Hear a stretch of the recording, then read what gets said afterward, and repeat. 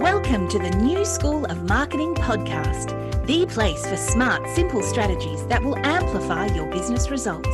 Sharing practical tips, insider knowledge, and actionable advice because marketing is something that every business owner can do. Now, let's get started. Introducing your host, Bianca McKenzie, mum, lover of snow sports, camping, horse riding, and in-demand launch strategist and Facebook advertising knowledge bank. Hey there, welcome to the New School of Marketing podcast. All right, so I've had a little bit of an absence. I don't know if you noticed, you might not have noticed. It's all good.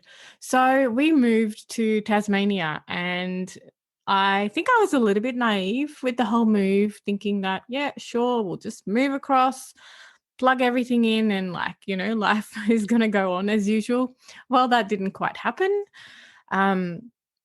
We had some internet issues and I needed to find a daycare for my toddler. Anyway, we're all settled now.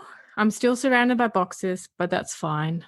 I can manage that. I've got my computer set up. We've got our internet. We're here and it is beautiful and it is cold and there's a lot to get used to. But we really love it. So I don't know if you follow me on Instagram, but that's where I post pictures and stories of our new life in Tasmania, further south. Anyway, in this episode, I want to talk to you about Facebook advertising mistakes and how you can avoid them. So you might have tried Facebook ads. Maybe you haven't. Maybe you did before all the changes and you haven't been brave enough to go back in because a lot has changed and it does take a different approach at the moment. So yeah, maybe you need to give it another go. Maybe when you're ready for it. Anyway, if you haven't seen any results recently or you think it might not work for you, I've got some tips for you. So here are some things, some mistakes that I see people make, and it makes me understand where people get their fear of Facebook ads from. It also makes me understand why people say Facebook ads don't work for them. And it's because sometimes they don't have all of the answers. So let's start with an easy one. Boosted posts. It's so super easy to hit that boost post button, especially if you do all of your social media from your phone.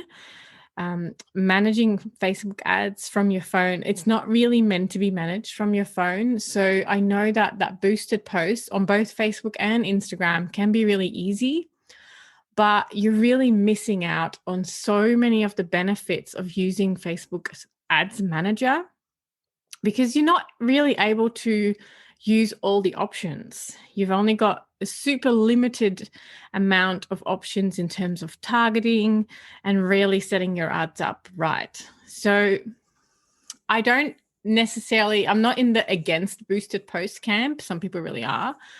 I think they have a place, but to run ads properly and with like a solid strategy, you really should be using Facebook Ads Manager, and it really is the easiest to use on your computer. So the boosted post, I'm not a fan.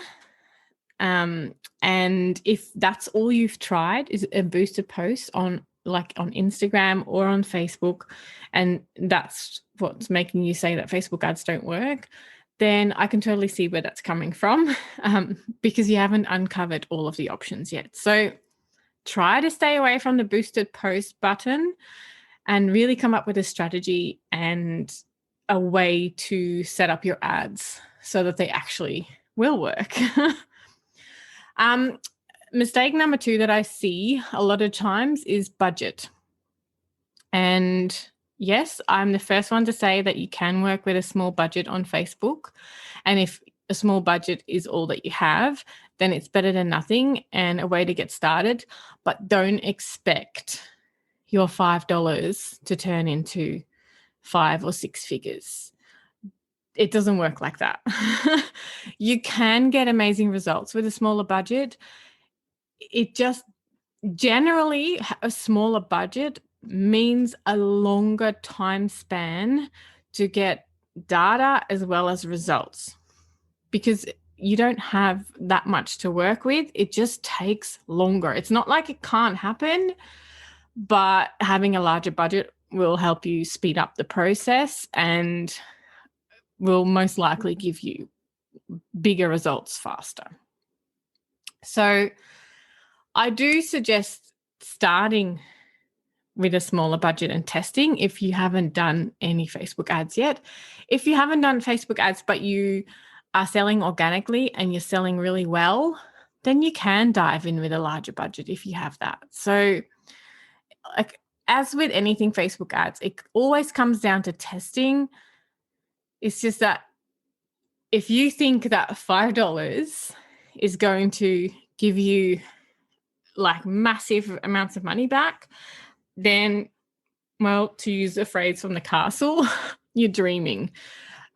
It's not impossible, but it will take a long time. I see that with any of my clients and my students who have smaller budgets. It just takes longer before you actually get something back. So, yeah, budget, it's important. It really is important.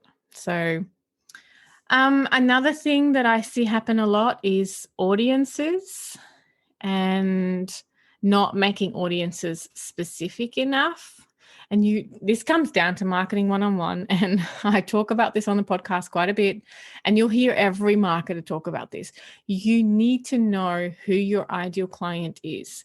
Whether you are a fan of completely niching down and be super specific, or whether you have a slightly broader sort of niche or multiple, you still need to know who you are targeting. You can't just cast the net super wide. You're probably going to catch some fish, but they might not be the ones that you want. So having your audience dialed in really, really helps you get those results and get the results faster. And I see this with some people. Like I'm in a network with peers as well, and you hear people say, "Oh, we're getting leads at like a really good cost per lead, but they're not buying." Well, then they're probably not the right leads. So, there's no point in spending money on getting people into your network that are not going to purchase, because that's what you're in it for, right? You want them to buy something. So know your audience, know exactly who they are, to the point where you know that they're actually going to spend money. Like, you need to attract the right people that are actually going to spend money in your business. All right, another mistake I see people make is a call to action. The first one is to not include a call to action at all, which means that your audience doesn't know what to do with your ad. Like, it just looks like another social media post, which sometimes can work if you are building a nurture strategy with your Facebook ads. But if you want them to take an action, you need to tell them to take an action, because otherwise they won't take an action. Another one I see is to go for a call to action that's too big for a first encounter. So we're all in business to make sales. But if you ask someone who has never heard of your business to buy from you, especially at a higher price point, they'll probably tune out. They don't know you. They haven't gone through that know, like, trust process. And it's too big for them. So that's why I'm so passionate about list building and getting people to download something for free or watch something for free or something like that. But yeah, don't give them a call to action that is too big for their first encounter. And the last one is visibility. So running Facebook ads to a cold audience, so people who are completely new to your business, they don't know you from anything. Running ads to cold audience can be very difficult unless you've got a large advertising budget and you can get in front of anyone you want to. But if you're an entrepreneur or a small business, the first step to building a relationship is to introduce yourself and your business. So you need to be visible. And the way I see this working with my clients is that they have a really solid social media following organically, whether that means showing up on Facebook Lives, on Instagram stories, or on Instagram Reels, having visibility to a point where you like, obviously, sometimes that's quite hard. And this is why we run ads like nurture ads and visibility ads for clients as well, to introduce them to new audiences without asking for anything in return. So having that visibility is important, even with the people that already know you. So for a number of my clients, I run ads that are like nurture ads. They are to a warm audience, but they don't really ask anything of them. It's just to keep in front of them so that they don't forget you, because you can't control who sees your Instagram post or who sees your Facebook post. Facebook controls that. So visibility is a really important one, and it's a really hard one to sort of control, but it is a really good one to focus on, to get in front of the right people and to stay in front of the right people so that they don't forget you, and that when they are ready, they are happy to spend the money in your business. So that's it for this episode. I really hope that you're not the one making some of these mistakes.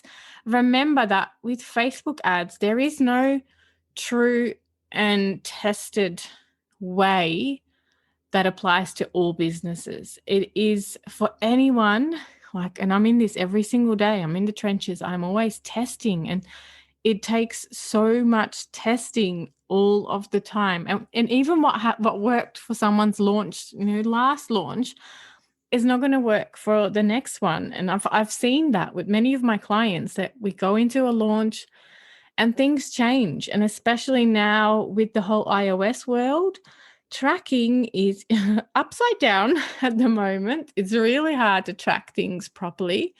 We're having to just move to other ways to track, and outside of Facebook, and a lot of it, manually, and Google Analytics.